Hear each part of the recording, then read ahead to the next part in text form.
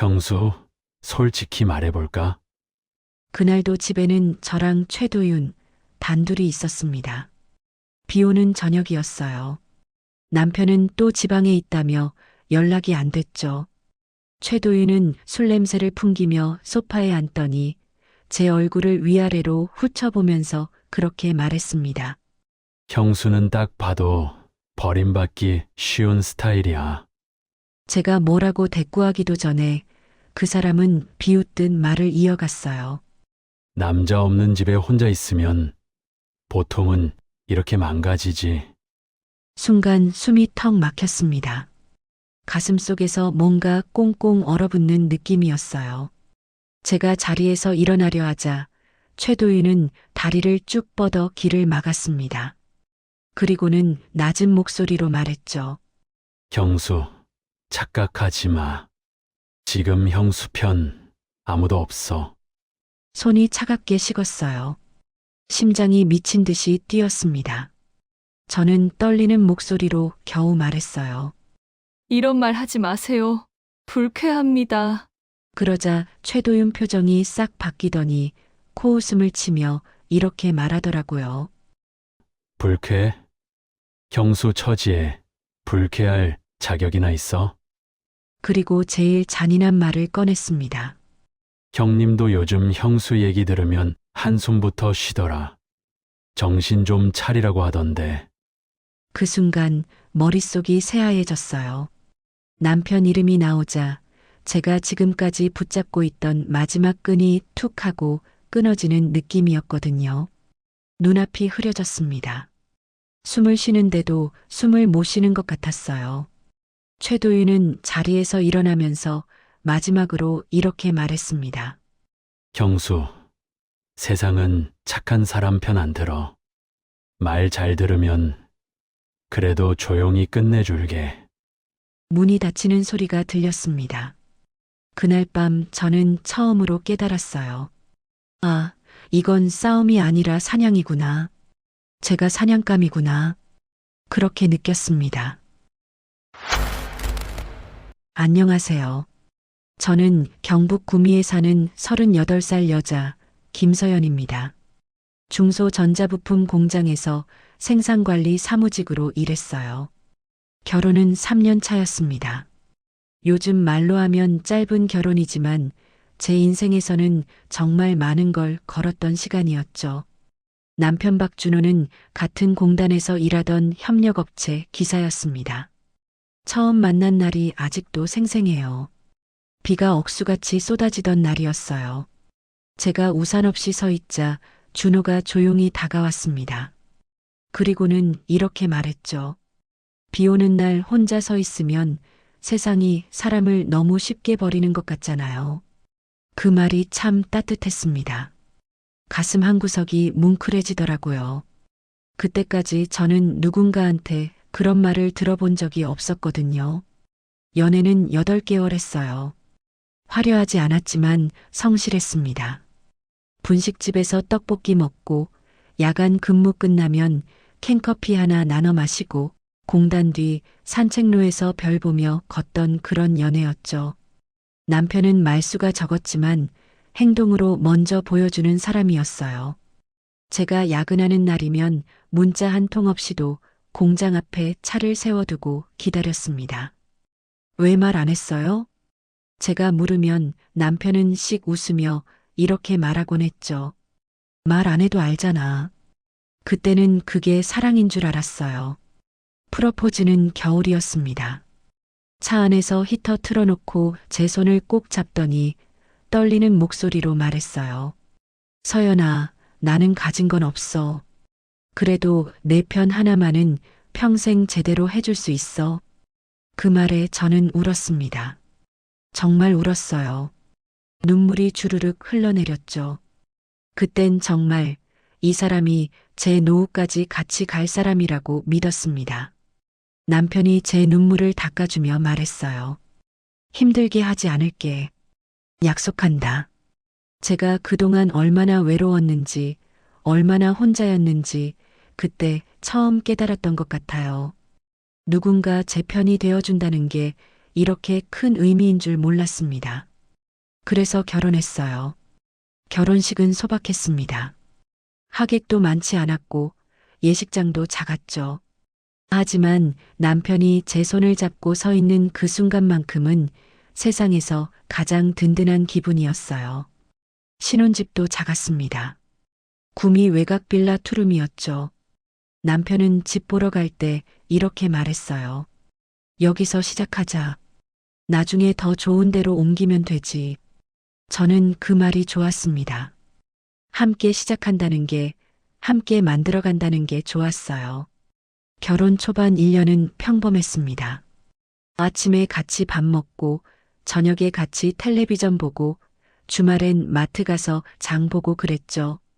남편은 여전히 말이 적었지만 저는 그게 편했어요. 오늘 회사 어땠어? 제가 물으면 박준호는 짧게 대답했습니다. 그냥 그랬지. 그리고는 제 어깨를 툭 쳐주곤 했어요. 그게 남편의 방식이었습니다. 말은 많지 않아도 곁에 있어주는 사람. 그렇게 믿었죠. 그때까지는 남편이 제 인생에서 가장 안전한 사람이었습니다. 제가 기댈 수 있는 유일한 곳이었어요. 그런데 결혼 1년쯤 지났을 때였습니다. 남편이 저녁 먹다가 갑자기 말했어요. 서연아, 회사 사정이 좀 안 좋아. 사람 정리 중이라 버티려면 어쩔 수 없을 것 같아. 저는 수저를 들고 남편을 바라봤습니다. 남편의 표정이 평소와 달랐어요. 뭔가 무겁고 어두웠죠. 무슨 얘기야? 제가 물었습니다.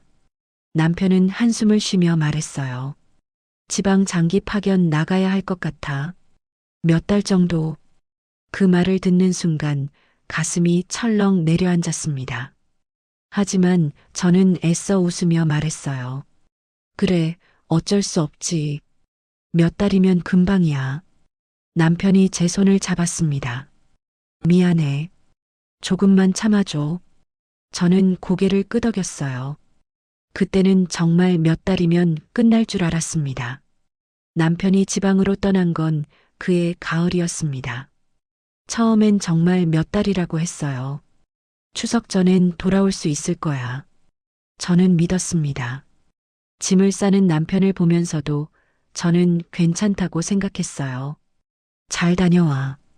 밥 잘 챙겨 먹고, 너도 혼자 있으니까 조심하고, 뭐 필요한 거 있으면 언제든 전화해. 저는 현관문이 닫히는 소리를 듣고 나서야 가슴 한구석이 텅 빈 것 같았어요. 집이 갑자기 너무 넓게 느껴졌습니다. 하지만 저는 참았죠. 남편이 밖에서 고생하는데 제가 힘들다고 할 수는 없잖아요.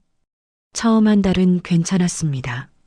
남편은 매일 밤 전화했어요. 오늘 뭐 했어? 밥은 먹었어?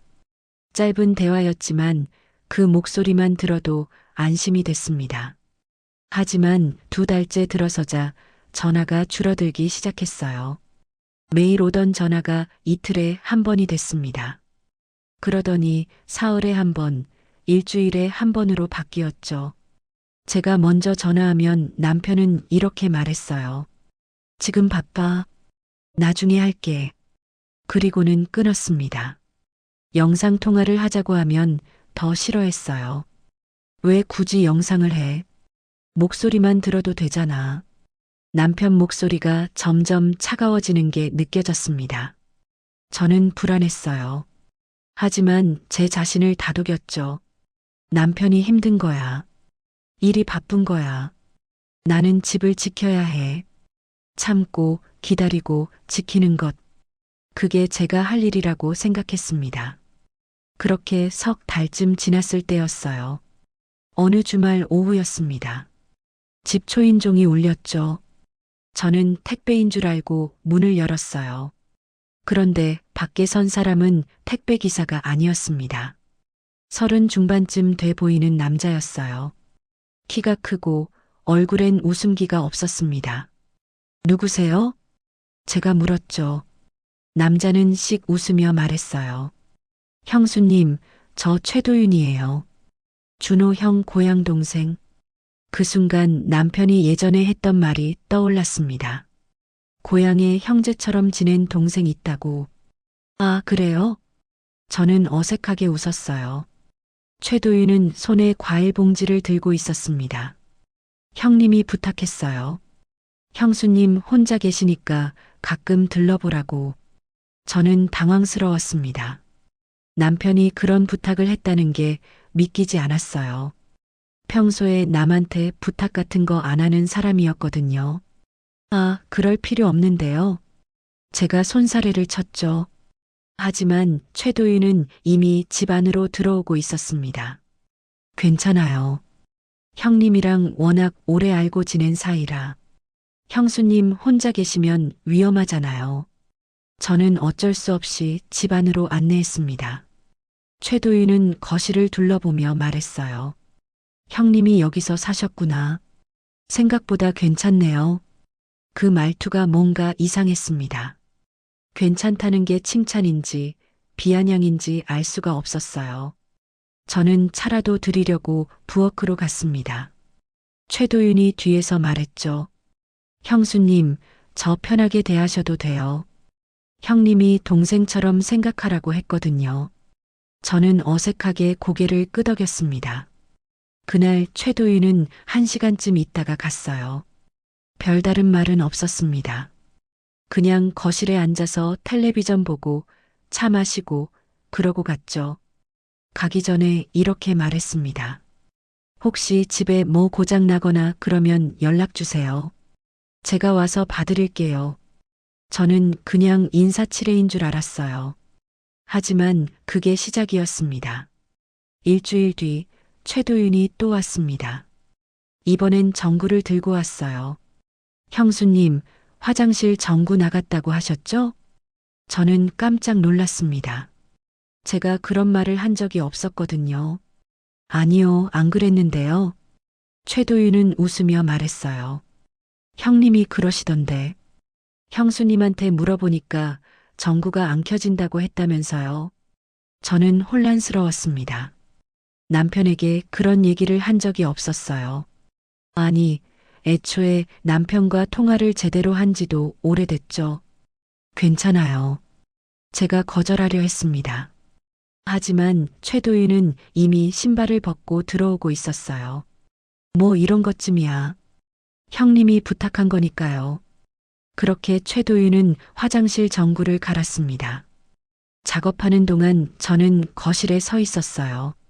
뭔가 불편했습니다.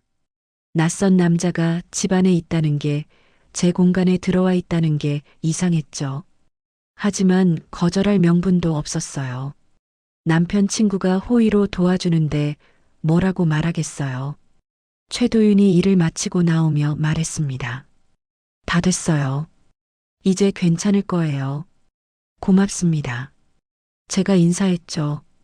최도윤은 씩 웃으며 손을 흔들었어요. 별 말씀을. 형수님 혼자 계시니까 위험하잖아요. 또 그 말이었습니다. 혼자 계시니까 위험하다는 말. 왜 그 말이 자꾸 신경 쓰였는지 모르겠어요.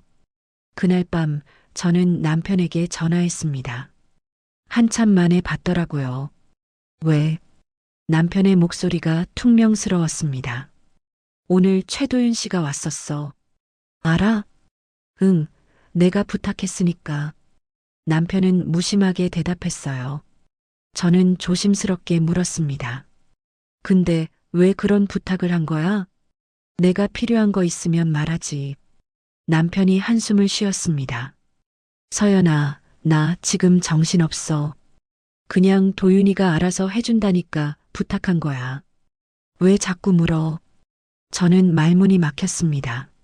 남편의 목소리가 예전 같지 않았어요. 차갑고 귀찮아하는 투였죠. 미안해. 그냥 궁금해서. 제가 작게 말했습니다. 남편은 짧게 대답했어요. 나 끊는다. 그리고 전화를 끊었습니다. 저는 멍하니 핸드폰을 내려다봤어요. 가슴이 답답했습니다. 뭔가 잘못되고 있다는 느낌이 들었죠. 하지만 확신은 없었어요. 그냥 제가 예민한 건가? 남편이 힘든데 제가 트집을 잡는 건가. 그렇게 자책했습니다. 그 뒤로도 최도윤은 계속 왔습니다. 일주일에 한두 번씩 들렀어요. 처음엔 정말 집안일을 도와주는 것처럼 보였습니다. 싱크대 막힌 거 뚫어주고, 무거운 쌀 옮겨주고, 형광등 갈아주고 그랬죠. 저는 고맙다고 말했어요. 최도윤은 친절하게 웃으며 대답했습니다. 아유, 이 정도야. 형수님 혼자 계시니까 제가 이런 거라도 해드려야죠. 그런데 시간이 지나면서 뭔가 달라지기 시작했습니다. 최도윤이 오는 시간이 점점 늦어졌어요. 처음엔 낮에 왔습니다. 그러다 저녁 때 오기 시작했죠. 그리고 어느 순간부턴 밤에 왔습니다. 저는 불편했어요. 최도윤은 점점 집에 오래 머물렀습니다. 처음엔 30분이었어요. 그러다 1시간, 2시간으로 늘어났죠. 저는 어색했습니다. 할 말도 없는데 거실에 앉아 있으니까요. 최도윤은 소파에 앉아서 텔레비전을 보거나 핸드폰을 만지거나 그랬어요. 가끔 말을 걸었습니다. 형수님, 혼자 사니까 심심하시죠? 집에만 있으면 우울해지잖아요. 저는 애매하게 웃으며 대답했어요. 괜찮아요. 바쁘니까요. 최도윤이 고개를 끄덕였습니다. 그래도 사람이 혼자 있으면 안 좋아요.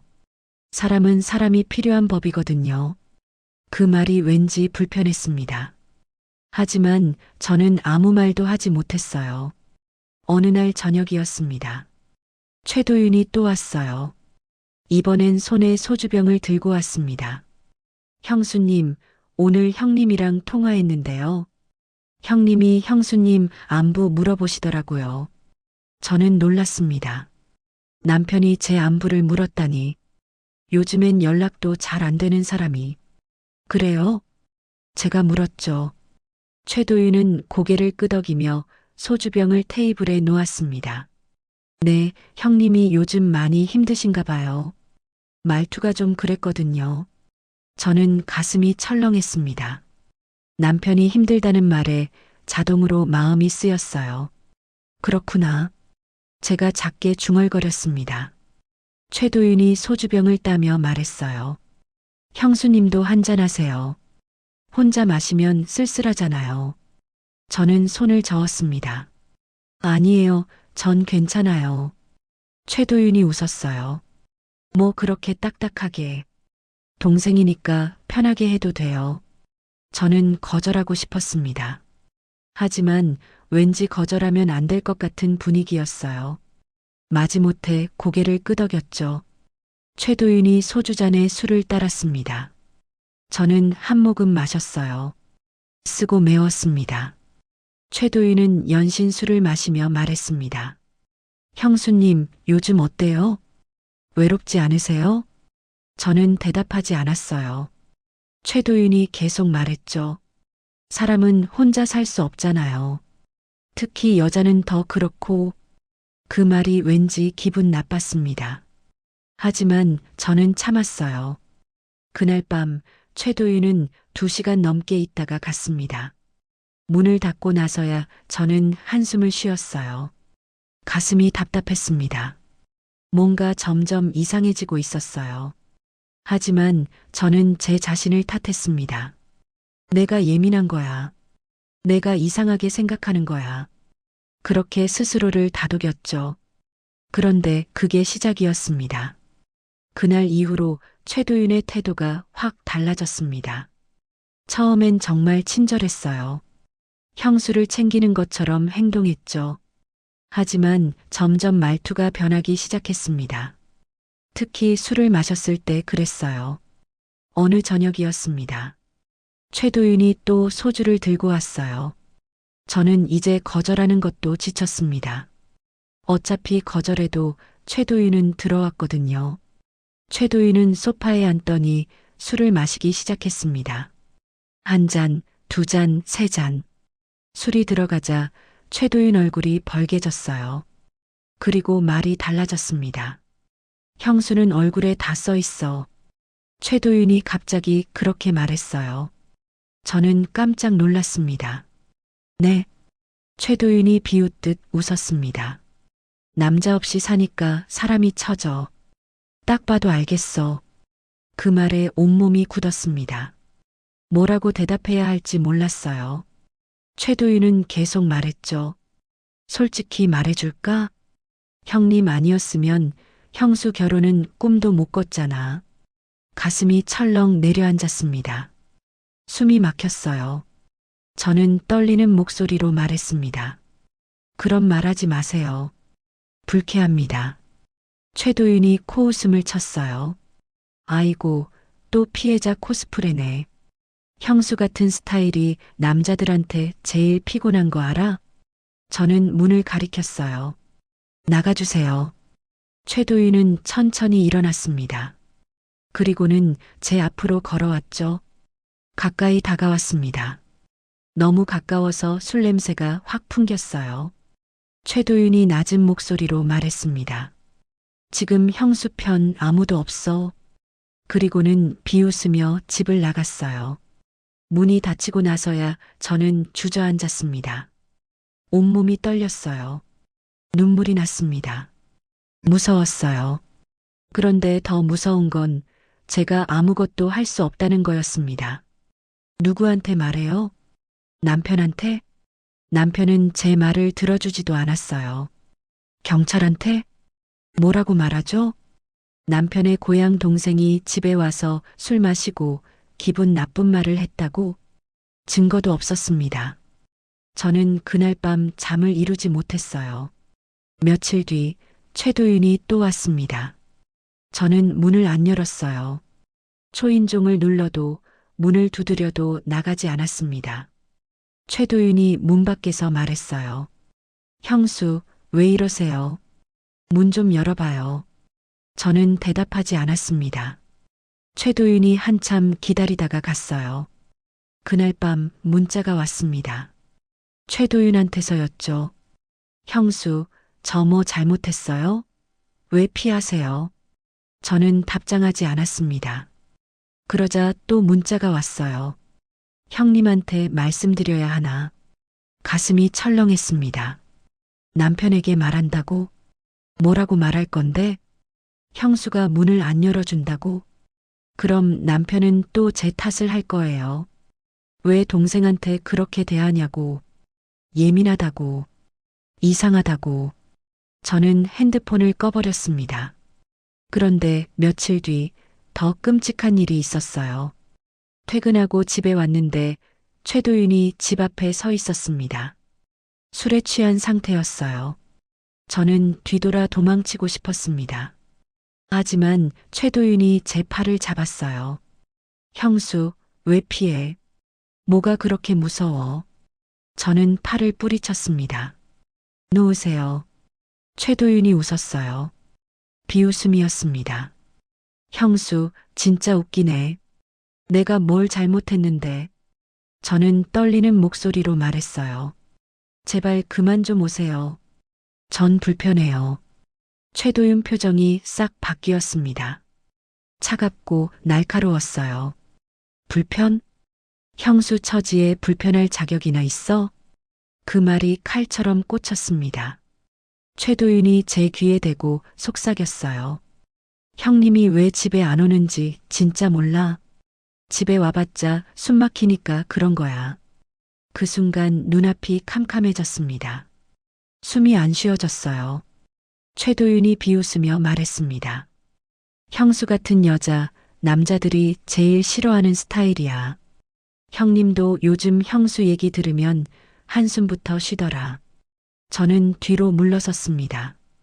최도윤이 한 걸음 다가왔어요. 정신 좀 차리라고 하시던데. 그 말에 머릿속이 새하얘졌습니다. 남편이 정말 그런 말을 했을까? 아니야, 거짓말이야. 하지만 확신이 서지 않았어요. 요즘 남편의 태도를 보면 충분히 그럴 수도 있었거든요. 최도윤이 제 어깨를 툭 쳤습니다. 형수, 세상은 착한 사람 편 안 들어. 말 잘 들으면 그래도 조용히 끝내줄게. 그리고는 휘청거리며 계단을 내려갔어요. 저는 겨우 집 문을 열고 들어갔습니다. 문을 잠그고 현관에 주저앉았어요. 온몸이 떨렸습니다. 숨을 쉴 수가 없었어요. 가슴이 답답했습니다. 무서웠어요. 정말 무서웠습니다. 그날 이후로 저는 최도윤을 완전히 피하기 시작했어요. 집에 있을 때도 불을 끄고 소리를 죽였습니다. 문 두드리는 소리가 나면 숨을 참았어요. 숨소리까지 죽이며 가만히 있었죠. 퇴근 시간도 일부러 늦췄습니다. 최도윤이 올 만한 시간을 피하려고요. 하지만 그래도 문자는 계속 왔어요. 형수, 왜 이러세요? 문 좀 여세요. 도망치는 건 습관이야? 형님이 알면 실망하겠다. 문자를 볼 때마다 손이 떨렸습니다. 삭제해도 또 왔어요. 끝이 없었습니다. 어느 날 밤이었어요. 저는 남편에게 전화를 걸었습니다. 한참 만에 받았어요. 왜? 남편의 목소리는 여전히 차갑고 무뚝뚝했습니다. 저는 떨리는 목소리로 말했어요. 여보, 최도윤 씨 좀 그만 보내줄래? 전 불편해. 남편이 한숨을 쉬었습니다. 왜 또 그래? 도윤이가 뭐 잘못했어? 저는 울먹였습니다. 그 사람이 자꾸 이상한 말을 해. 무서워. 남편의 목소리가 더 차가워졌어요. 서연아, 너 요즘 왜 사람들한테 이상한 소리 하고 다니냐? 도윤이가 그러는데 내가 좀 불안정해 보인대. 그 말에 정신이 아찔했습니다. 남편은 최도윤 말을 믿고 있었어요. 제 말은 안 믿고, 아니야, 그게 아니라, 제가 설명하려 했습니다. 하지만 남편이 말을 끊었어요. 그만 좀 해. 내가 예민한 거야. 도윤이는 나 대신 널 챙기려고 그러는 건데, 왜 자꾸 이상하게 받아들여? 저는 말문이 막혔습니다. 눈물이 났어요. 남편이 짜증 섞인 목소리로 말했습니다. 나 바빠. 쓸데없는 소리로 전화하지 마. 그리고 전화를 끊었어요. 저는 핸드폰을 들고 멍하니 앉아 있었습니다. 눈물이 주르륵 흘러내렸어요. 남편이 제 말을 안 믿었습니다. 최도윤 말만 믿었어요. 저는 그때 깨달았습니다. 제가 완전히 고립됐다는 걸요. 남편은 제 편이 아니었어요. 오히려 최도윤 편이었습니다. 그 뒤로 며칠간 저는 집에서도 눈치를 봤습니다. 현관문 잠그고 창문 커튼 치고 소리 죽이고 살았어요. 밤마다 악몽을 꿨습니다. 최도윤이 문을 부수고 들어오는 꿈이었죠. 잠을 제대로 잘 수가 없었어요. 회사에서도 집중이 안 됐습니다. 동료들이 물어봤어요. 서연 씨, 괜찮아요? 요즘 안색이 안 좋은데. 저는 괜찮다고 웃었습니다. 하지만 거울을 보면 제 얼굴이 무서웠어요. 눈밑이 시커멓고 볼이 푹 꺼져 있었죠. 사람이 이렇게 빨리 망가질 수 있구나. 그렇게 생각했습니다. 무서웠어요. 정말 무서웠습니다. 저는 그날 밤 잠을 한숨도 못 잤어요. 불을 켜놓고 문 쪽만 바라보며 앉아 있었습니다. 혹시 최도윤이 들어오지 않을까? 혹시 문을 부수고 들어오지 않을까? 그런 생각에 숨도 제대로 쉴 수가 없었죠. 새벽이 되어서야 조금 잠들었어요. 그런데 꿈을 꿨습니다. 최도윤이 웃으며 제 목을 조르는 꿈이었어요. 형수, 이제 끝이야. 최도윤이 그렇게 말했습니다. 저는 비명을 지르며 깼어요. 온몸이 땀으로 젖어 있었습니다. 심장이 미친 듯이 뛰었죠. 저는 그때 깨달았습니다. 이대로 있으면 안 되겠다고. 저는 정말 미쳐버릴 것 같았어요. 아니, 이미 미쳐가고 있었습니다. 최도윤 말대로 제가 정말 불안정한 사람이 되어가고 있었어요. 그게 제일 무서웠습니다. 제가 제 자신을 믿을 수 없게 되는 것. 그게 진짜 끝이라는 걸 알았어요. 저는 집에서도 회사에서도 어디서도 숨을 쉴 수가 없었습니다. 눈치만 보고 떨기만 하는 사람이 되어 있었죠. 그렇게 매일매일을 버텼습니다. 버티는 것밖에 할 수 없었어요. 그날은 유난히 집이 조용했습니다. 밖엔 비가 오고 있었어요. 남편은 또 현장이라 통화가 어렵다는 문자만 남긴 날이었죠. 집에는 저랑 최도윤 단둘뿐이었습니다. 초인종이 울렸을 때부터 기분이 좋지 않았어요. 문을 열자마자 술 냄새가 확 풍겼습니다. 꽤 심했어요. 말도 평소보다 느릿했고요. 최도윤은 인사도 없이 그냥 집 안으로 들어왔습니다. 신발을 벗으며 한숨을 푹 쉬더니 거실 소파로 걸어갔어요. 저는 불안했습니다. 술 취한 최도윤은 예측할 수 없었거든요. 지난번에도 그랬어요. 술만 마시면 말이 거칠어지고 눈빛이 달라졌죠. 최도윤이 소파에 털썩 앉았습니다. 그리고는 아무 일도 아니라는 듯 이렇게 말했어요. 형수, 부부 사이엔 돈을 한 사람이 관리해야 탈이 없어. 갑자기 무슨 소리인가 싶었습니다. 돈 얘기를 왜 꺼내는 건지 이해가 안 갔어요. 제가 아무 대답도 안 하자 최도윤은 마치 가르치듯 말을 이어갔습니다. 요즘 다 그래. 남자가 관리하는 집이 오래가. 기분이 너무 나빴어요. 제 돈을, 제가 번 돈을 왜 최도윤이 이러쿵 저러쿵 하는 건지 이해할 수 없었습니다. 저는 짧게 대답했어요. 그런 얘긴 남편이랑 하세요. 최도윤 입꼬리가 살짝 올라갔습니다. 비웃는 표정이었어요. 아, 아직도 몰라. 형님은 이미 그렇게 생각하고 있어. 순간 가슴이 철렁 내려앉았습니다. 남편이 그렇게 생각한다고? 제 돈을 남편이 관리해야 한다고? 믿을 수가 없었어요. 아니, 믿고 싶지 않았습니다. 제가 숨을 고르기도 전에 최도윤이 더 낮은 목소리로 말했어요. 명의 변경은 원래 안 되는 거 알지? 그래서 형님 명의로 새 통장 하나 만들자는 거야. 제가 놀라서 물었습니다. 왜요? 최도윤이 비웃듯이 고개를 흔들었어요. 왜긴 왜야. 지금처럼 형수 이름으로 다 해두면 나중에 일 커질 수도 있으니까. 그 말이 너무 무서웠습니다. 제가 뭘 잘못한 것도 없는데 마치 문제가 될 사람처럼 말하니까요. 일이 커진다는 게 무슨 의미일까? 왜 제 통장이 문제가 되는 걸까?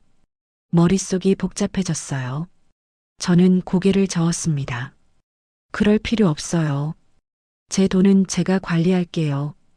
최도윤 표정이 굳었습니다. 그리고는 더 노골적으로 나왔어요. 형수, 매번 은행 가는 것도 귀찮잖아. 위임장 하나만 써주면 형님이 대신 다 처리할 수 있어. 위임장이라는 말에 등골이 오싹했습니다. 제 돈을, 제 통장을 남편이 마음대로 쓸 수 있게 하라는 거였어요. 절대 안 되는 일이었죠. 저는 단호하게 말했습니다. 안 됩니다. 그런 건 할 수 없어요. 최도윤이 한숨을 쉬었어요. 그리고는 꼭 이런 말을 덧붙였습니다. 부부 사이에 이 정도 신뢰도 없으면 그게 결혼이야? 그 순간 제가 거절하면 아내 자격이 없는 사람이 되는 느낌이었어요. 신뢰가 없는 나쁜 아내. 남편을 못 믿는 이기적인 여자. 그렇게 낙인 찍히는 것 같았습니다. 말문이 막혀서 가만히 있으니까 최도윤이 결정타를 날렸어요. 솔직히 말해줄까? 여자가 돈 쥐고 있으면 집안이 시끄러워져. 어른들이 왜 그런 말 했겠어. 다 이유가 있는 거야. 그 말이 너무 오래된 말인데 너무 현실적인 말이라 오히려 더 숨이 막혔습니다. 우리 어머니도 그런 말씀하셨어요. 여자는 돈 욕심 부리면 안 된다고. 남편한테 잘해야 한다고. 그래야 집안이 평화롭다고. 저는 그 말들을 믿고 자랐어요. 그런데 지금 그 말들이 제 목을 조르고 있었습니다. 최도윤이 다시 말했어요.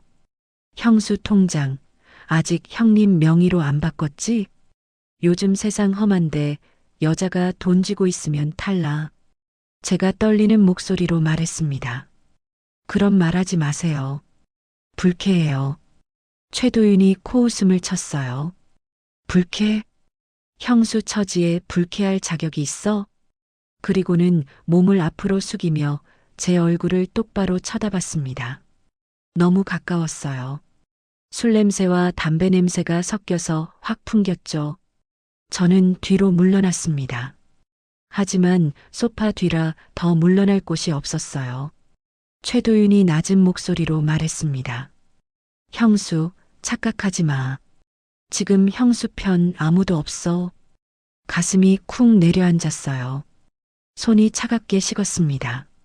최도윤이 비웃으며 말을 이었어요. 말 잘 들으면 그래도 조용히 끝내줄게. 조용히 끝낸다는 게 무슨 의미일까? 무서웠어요. 정말 무서웠습니다. 최도윤이 천천히 일어났어요. 그리고는 제 곁을 지나 현관으로 걸어갔습니다. 문을 열기 전에 돌아보며 이렇게 말했죠.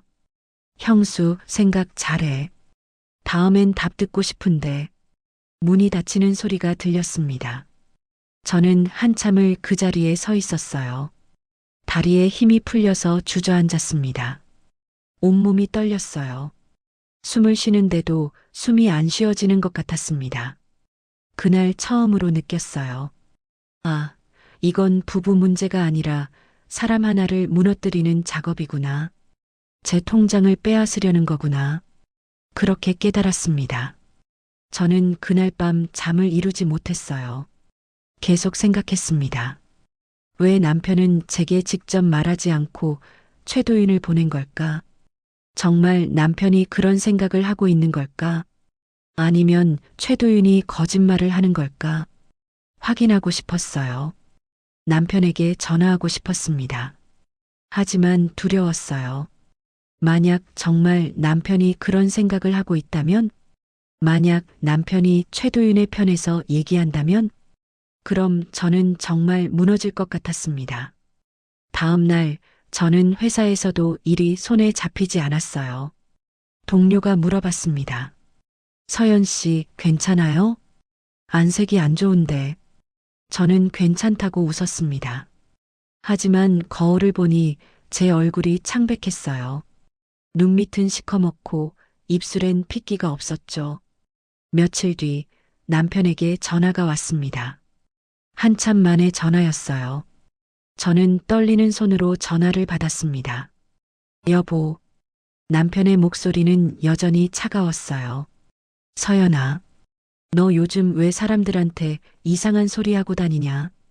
제가 놀라서 물었습니다. 무슨 소리? 남편이 짜증 섞인 목소리로 말했어요. 도윤이가 그러는데 내가 좀 불안정해 보인대. 통장 얘기만 나오면 예민하게 군다면서. 그 말에 정신이 아찔했습니다. 최도윤이 남편에게 제 얘기를 한 거예요. 제가 이상한 사람인 것처럼 말한 거죠. 저는 떨리는 목소리로 말했습니다. 아니야, 그게 아니라. 최도윤 씨가 이상한 말을 해서. 남편이 한숨을 쉬며 말했어요. 또 시작이네. 도윤이는 동생으로서 너 챙기려고 그러는 건데 왜 자꾸 이상하게 받아들여? 저는 울먹였습니다. 여보, 진짜로 통장을 당신 명의로 바꾸고 싶은 거야? 남편이 딱 잘라 말했어요. 그럼 안 돼? 부부 사이에 그 정도 신뢰도 없어? 그 말에 눈앞이 캄캄해졌습니다. 남편도 똑같은 말을 하고 있었어요. 최도윤이랑 똑같은 논리였습니다. 저는 울면서 말했어요. 여보, 나 무서워. 최도윤 씨가 자꾸 이상한 말을 해. 남편이 화를 냈습니다. 그만 좀 해. 내가 예민한 거야. 도윤이 얼마나 착한 앤데. 너만 유독 그 친구한테 트집 잡더라. 제가 설명하려 했습니다. 하지만 남편이 말을 끊었어요. 나 바빠. 쓸데없는 소리로 전화하지 마. 그리고 전화를 끊었습니다. 저는 핸드폰을 들고 멍하니 서 있었어요. 눈물이 주르륵 흘러내렸습니다. 남편이 제 말을 안 믿었어요. 최도윤 말만 믿었습니다. 아니, 남편도 최도윤과 같은 편이었어요. 저는 그때 깨달았습니다. 이게 계획이었구나.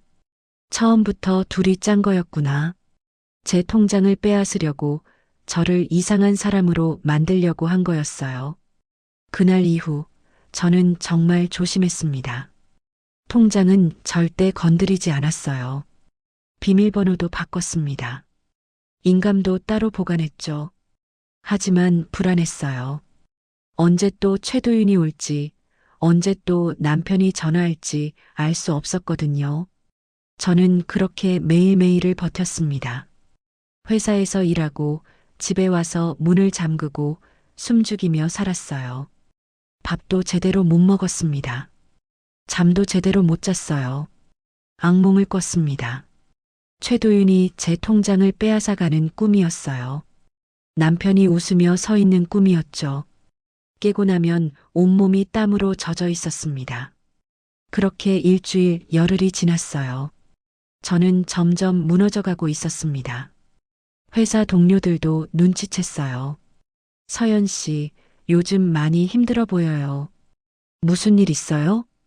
저는 괜찮다고 웃었습니다. 하지만 거울을 볼 때마다 제 모습이 낯설었어요. 눈은 푹 꺼져 있고 볼은 헬쑥했고 입술은 갈라져 있었죠. 사람이 이렇게 빨리 망가질 수 있구나. 그렇게 생각했습니다. 그러던 어느 날 밤이었어요. 또 최도윤한테 문자가 왔습니다.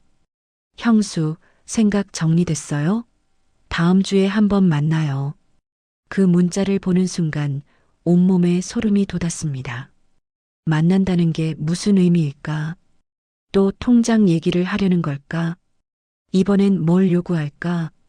무서웠어요. 정말 무서웠습니다. 저는 그날 밤도 잠을 이루지 못했어요. 계속 생각했습니다. 이대로 있으면 안 되겠다고. 뭔가 해야 한다고. 하지만 뭘 해야 할지 몰랐어요. 누구한테 말해야 할지도 몰랐습니다. 저는 완전히 고립되어 있었어요. 아무도 제 편이 아니었습니다. 그렇게 며칠을 보냈습니다. 저는 점점 더 무너져 갔어요. 이제 정말 끝이구나. 그렇게 생각했습니다. 그러던 어느 날이었어요. 남편에게서 연락이 왔습니다. 다음 주에 집에 갈 수 있을 것 같아. 그 말을 듣는 순간 기쁘지 않았어요. 오히려 심장이 철렁 내려앉았습니다. 남편이 온다는 게 반갑지 않았어요. 무서웠죠. 남편이 오면 통장 얘기를 꺼낼 게 뻔했거든요. 최도윤과 함께 저를 압박할 게 분명했습니다. 저는 떨리는 목소리로 대답했어요. 그래, 알았어.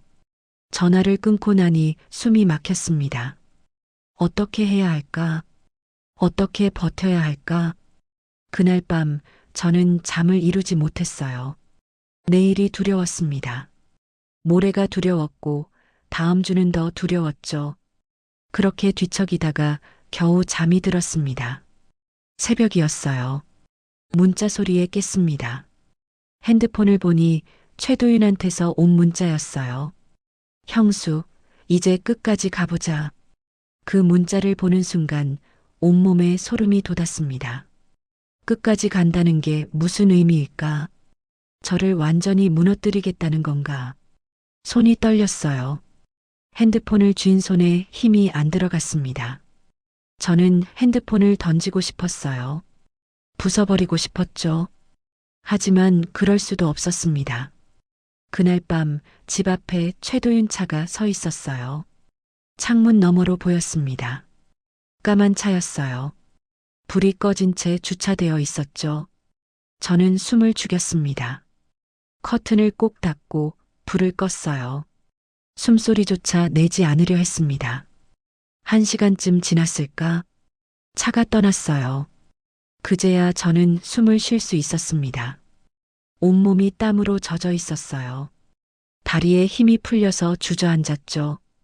그때였습니다. 윗집 문 열리는 소리가 들렸어요. 그리고 제 집 초인종이 울렸습니다.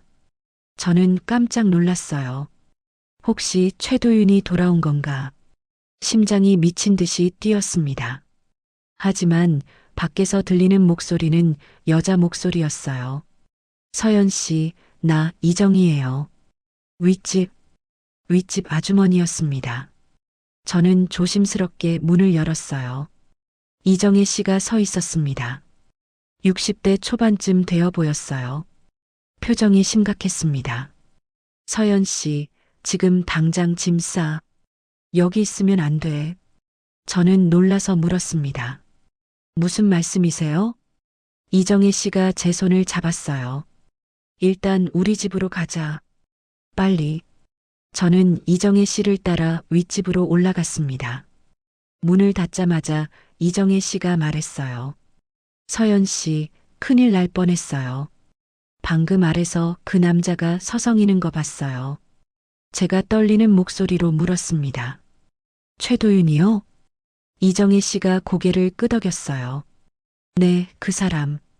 요즘 계속 집 앞에서 서성이더라고요. 오늘은 차에서 1시간 넘게 앉아 있었어요. 저는 온몸이 오싹했습니다. 제가 몰랐던 사이에 최도윤이 계속 저를 감시하고 있었던 거예요. 이정희 씨가 핸드폰을 꺼내더니 제게 보여줬습니다. 화면에는 관리사무소 공지가 있었어요. 아니, 공식 공지가 아니었습니다. 관리사무소 내부에서 비공식으로 공유하는 캡처 화면이었어요. 거기에 이렇게 적혀 있었습니다.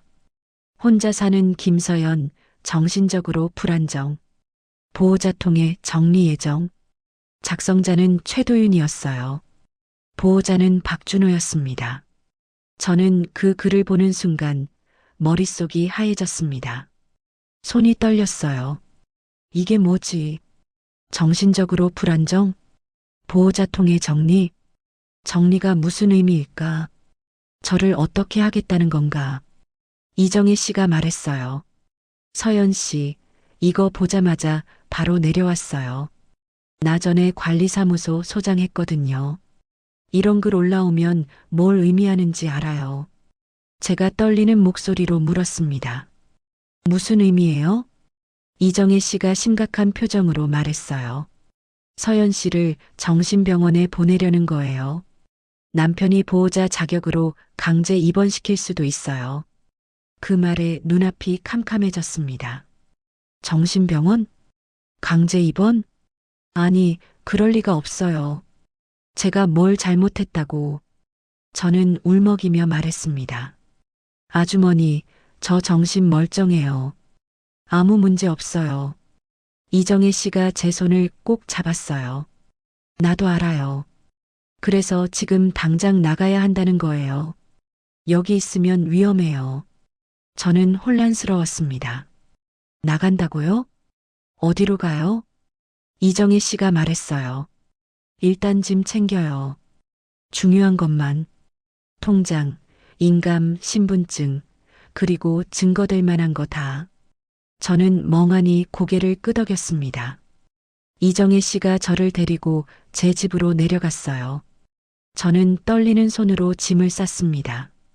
통장을 챙기고, 인감을 챙기고, 신분증을 챙겼어요. 그리고 핸드폰에 저장해둔 문자들을 백업했습니다. 최도윤이 보낸 협박 문자들이었어요. 녹음 파일도 있었습니다. 최도윤이 술 마시고 했던 말들을 몰래 녹음해둔 거였죠. 저는 그게 증거가 될 줄 몰랐어요. 그냥 혹시나 해서 남겨둔 거였습니다. 이정희 씨가 말했어요. 서연 씨, 지금 바로 경찰서로 가요. 이거 신고해야 해요. 저는 놀라서 물었습니다. 경찰서요? 뭐라고 신고해요? 이정희 씨가 단호하게 말했어요. 협박, 스토킹, 사문서 위조 시도 다 신고할 수 있어요. 그 말을 듣는 순간 뭔가 깨달았어요. 아, 이게 범죄였구나. 제가 겪은 모든 일이 그냥 참아야 하는 일이 아니라 신고할 수 있는 범죄였구나. 저는 그동안 제 자신을 너무 탓했습니다. 제가 예민한 건가? 제가 이상한 건가? 그렇게만 생각했어요. 하지만 아니었습니다. 제가 겪은 일은 명백한 범죄였어요. 이정혜 씨가 저를 데리고 경찰서로 갔습니다. 새벽이었지만 경찰서는 불이 환하게 켜져 있었어요. 저는 떨리는 손으로 신고서를 작성했습니다.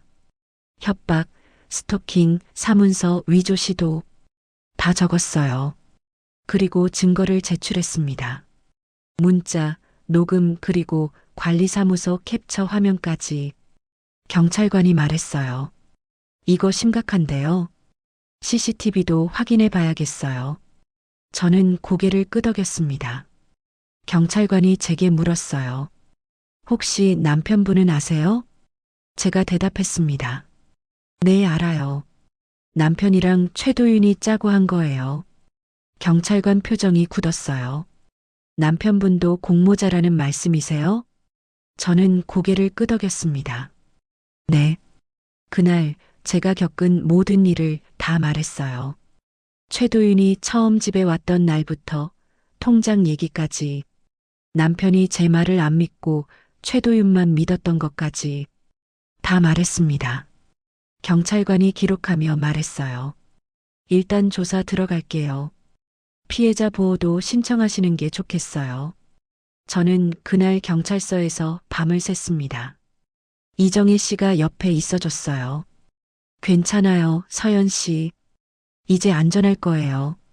저는 그 말을 듣고 처음으로 울었습니다. 그동안 참았던 눈물이 한꺼번에 쏟아졌어요. 무서웠어요. 외로웠고 힘들었습니다. 아무도 제 말을 안 믿어줬어요. 남편도 누구도.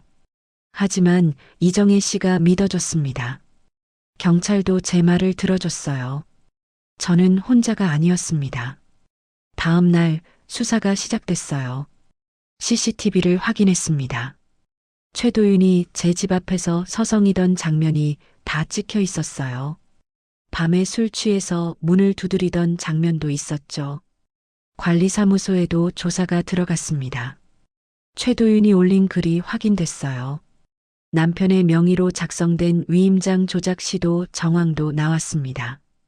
수사는 빠르게 진행됐어요. 남편과 최도윤 모두 조사를 받게 됐습니다. 남편에게서 전화가 왔어요. 서연아, 지금 뭐 하는 거야? 왜 경찰서에 신고를 해? 저는 차분하게 대답했습니다. 당신이 한 일 때문에.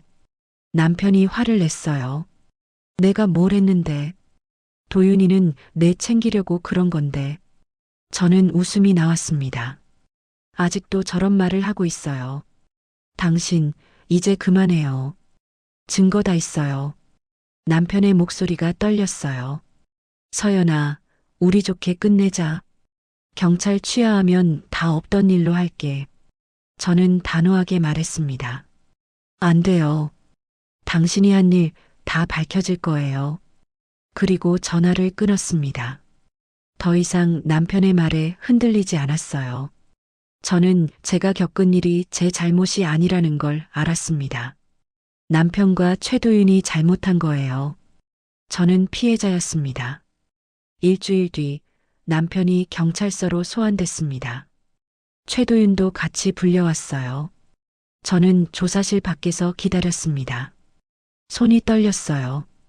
곧 남편을 마주해야 한다는 게 무서웠죠. 하지만 이정혜 씨가 옆에 있어줬습니다. 괜찮아요, 서연 씨. 이제 진실이 밝혀질 거예요.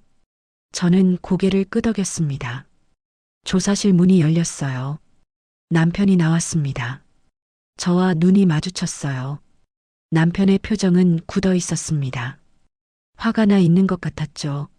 하지만 저는 더 이상 무섭지 않았어요. 경찰관이 박준호한테 말했습니다. 박준호 씨, 증거가 명확합니다. 문자 내용, 녹음 파일, CCTV 영상 모두 확보했어요. 남편이 변명했어요. 아내가 워낙 예민해서 오해가 생긴 겁니다. 집에 혼자 있으면서 망상이 심해졌어요. 저는 그 말을 듣고 웃음이 나왔습니다. 아직도 저를 이상한 사람으로 만들려 하고 있어요. 경찰관이 말했습니다. 망상이 아닙니다. 관리사무소에 올린 글, 위임장 조작 시도, 협박 문자. 이 모든 게 증거로 남아 있어요. 남편의 얼굴이 창백해졌어요. 말문이 막힌 것 같았습니다. 최도윤도 조사를 받았어요. 최도윤은 끝까지 발뺌했습니다. 저는 형님 부탁으로 형수님 도와준 것뿐이에요. 협박 같은 거 한 적 없어요. 하지만 증거는 명확했습니다. 문자 내용이 다 남아 있었어요. 끝까지 가보자. 말 잘 들으면 조용히 끝내줄게. 이런 문자들이요. 녹음 파일도 있었습니다. 최도윤이 술 마시고 했던 말들이 다 녹음되어 있었죠. 형수 처지에 불쾌할 자격이 있어? 지금 형수 편 아무도 없어. 그런 말들이요. 경찰관이 최도윤한테 말했습니다. 이게 협박이 아니면 뭡니까? 최도윤이 당황했어요. 그건 그냥 농담이었어요. 술 마셔서 그랬어요. 경찰관이 고개를 저었습니다. 농담으로 넘어갈 수준이 아닙니다. 스토킹, 협박, 사문서 위조 시도 모두 형사처벌 대상입니다. 최도윤 얼굴이 일그러졌어요. 남편을 쳐다봤습니다. 마치 도와달라는 눈빛이었죠. 하지만 남편은 고개를 돌렸어요. 그 순간 저는 알았습니다. 위기가 오자 둘 사이도 금이 가는구나. 결국 둘 다 자기 살 길만 찾는구나. 수사는 계속 확대됐습니다. 남편의 통장 내역을 조사했어요. 이상한 거래가 발견됐습니다. 남편이 최도윤한테 돈을 계속 보내고 있었어요. 매달 100만 원씩이었습니다. 경찰관이 남편에게 물었어요. 이 돈은 뭡니까? 남편은 더듬거리며 말했습니다. 그냥 친구 사이에 빌려준 거예요. 경찰관이 고개를 저었어요. 빌려준 게 아니라 정기적으로 보낸 거잖아요. 이건 대가성 금전 거래로 보입니다. 그 말에 저는 깨달았습니다. 아, 남편이 최도윤한테 돈을 주고 저를 감시하게 한 거구나. 제 통장을 빼앗기 위해서요. 경찰관이 말했습니다. 이건 공모 사기 혐의로 볼 수 있습니다. 남편이 당황했어요. 사기요? 아니에요, 그냥. 말끝을 흐렸습니다. 변명할 말이 없는 것 같았어요. 조사가 끝나고 저는 남편과 마주쳤습니다. 복도에서였어요. 남편이 저를 보면서 말했습니다. 서연아, 이렇게까지 할 필요는 없잖아. 우리 좋게 끝내자. 좋게 끝내자고요? 사람 하나 미치광이로 만들려던 인간이? 저는 차분하게 말했습니다. 좋게 끝낼 기회는 있었어요. 제가 무섭다고 말했을 때, 제가 도와달라고 했을 때, 그때 당신이 제 말을 들어줬으면 됐어요. 박준호가 입을 다물었습니다. 제가 말을 이었어요. 하지만 당신은 안 들었죠. 최도윤 말만 믿었어요. 저를 이상한 사람으로 만들었어요. 박준호가 변명하려 했습니다. 나는 정말, 저는 손을 저었어요. 이제 그만해요. 변명 듣고 싶지 않아요. 그리고 돌아섰습니다. 더 이상 남편에게 할 말이 없었어요. 며칠 뒤 결과가 나왔습니다. 남편과 최도윤은 사문서 위조 시도, 공모 사기 혐의로 함께 기소됐어요. 협박과 스토킹 혐의도 추가됐습니다. 재판이 시작됐어요. 저는 증인으로 출석했습니다. 법정의 선이 떨렸어요. 저는 용기를 내서 제가 겪은 일을 다 말했습니다. 판사가 물었습니다. 피해자께서 가장 힘들었던 순간이 언제였습니까? 저는 잠시 생각했어요. 그리고 대답했습니다. 남편이 제 말을 안 믿었을 때요. 제가 도와달라고 했는데 남편이 저를 예민하다고 했을 때, 그때 제가 정말 이상한 사람이 되는 줄 알았어요. 판사가 고개를 끄덕였습니다. 남편의 변호사가 말했어요. 피고는 아내를 사랑했습니다. 다만 방법이 잘못됐을 뿐입니다. 저는 그 말을 듣고 웃음이 나왔습니다. 사랑이라고요? 사람을 미치게 만드는 게 사랑인가요? 판사가 말했습니다. 사랑은 상대를 존중하는 겁니다. 피해자의 의사를 무시하고 강압적으로 통제하려 한 건 사랑이 아닙니다. 그 말에 저는 눈물이 났어요. 누군가 제 편에 서서 말해주니까요. 재판은 몇 차례 더 진행됐습니다. 최도윤은 끝까지 발뺌했어요. 저는 형님 부탁으로 도와준 것뿐이에요. 하지만 법원은 인정하지 않았습니다. 남편은 조금 달랐어요. 마지막 재판에서 박준호가 말했습니다. 제가 잘못했습니다. 아내한테 미안합니다. 하지만 그 말이 진심인지 알 수 없었어요. 판결이 나왔습니다. 박준호는 징역 1년에 집행유예 2년, 최도윤은 징역 1년 6개월 실형이었어요. 접근 금지 명령도 함께 내려졌습니다. 앞으로 남편과 최도윤은 저한테 접근할 수 없습니다. 연락도 할 수 없어요. 판결문을 듣는 순간 저는 안도했습니다. 끝났구나. 정말 끝났구나. 법정을 나오는데 박준호가 저를 불렀어요. 서연아.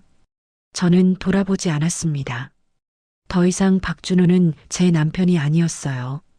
그냥 저를 괴롭혔던 가해자일 뿐이었죠. 저는 이혼 소송을 시작했습니다. 이제는 전 남편이 된 박준호도 동의했어요. 어차피 결혼 생활을 유지할 수 없었으니까요.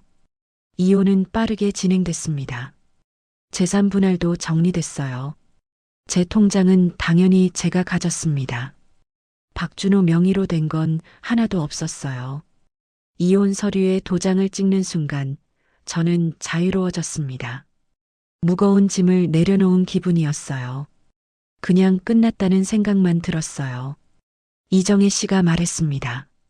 서연 씨, 정말 잘했어요. 아주머니 덕분이에요. 저는 눈물이 났어요. 고마웠습니다. 정말 고마웠어요. 이정혜 씨가 없었다면 저는 정말 무너졌을 거예요. 박준호와 최도윤 말대로 정신이 이상한 사람이 됐을지도 모릅니다. 하지만 이정혜 씨가 제 편이 되어줬습니다. 그래서 제가 이길 수 있었어요. 재판이 끝나고 저는 새로운 삶을 시작했습니다.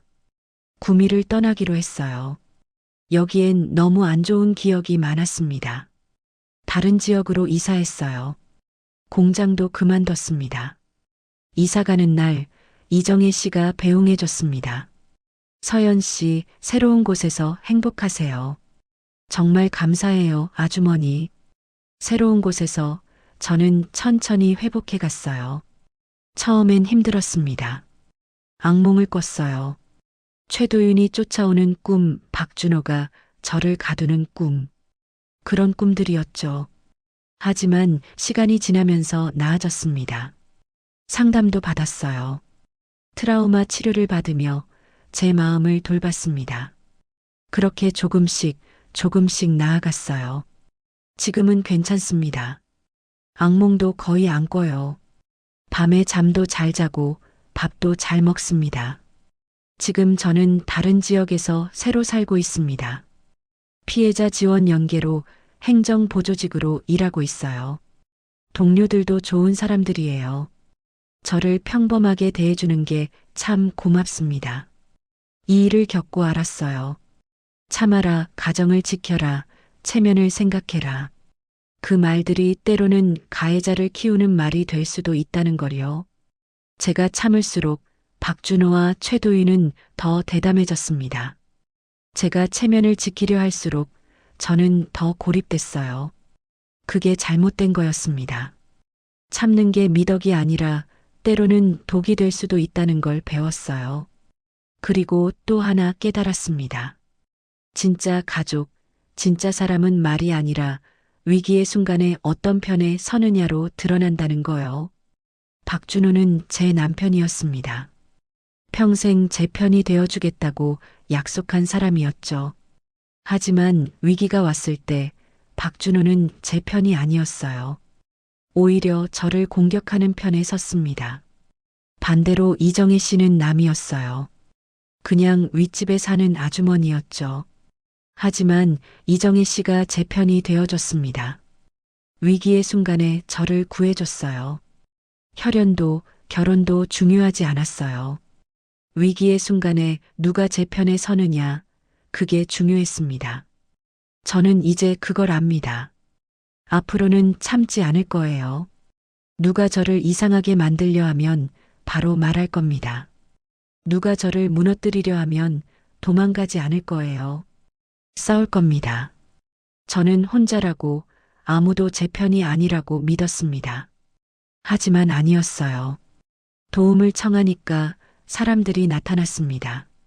저를 믿어주고 도와주는 사람들이 있었어요. 그래서 제가 이길 수 있었습니다. 당신도 이길 수 있습니다. 꼭 기억하세요. 참는 게 미덕이 아니라 자기 자신을 지키는 게 미덕입니다. 체면보다 중요한 건 당신의 안전이에요. 당신의 정신 건강입니다. 뭔가 이상하다고 느껴지면 그건 정말 이상한 겁니다. 도망가도 괜찮아요. 싸워도 괜찮습니다. 소리 질러도 괜찮아요. 당신을 지키는 게 가장 중요합니다. 제 이야기 들어줘서 정말 감사합니다. 이 이야기가 누군가에게 작은 힘이 되었으면 좋겠습니다. 혼자가 아니라는 것, 이길 수 있다는 것 꼭 기억해 주세요. 당신은 소중한 사람입니다. 당신은 지켜질 자격이 있어요. 그걸 절대 잊지 마세요. 감사합니다.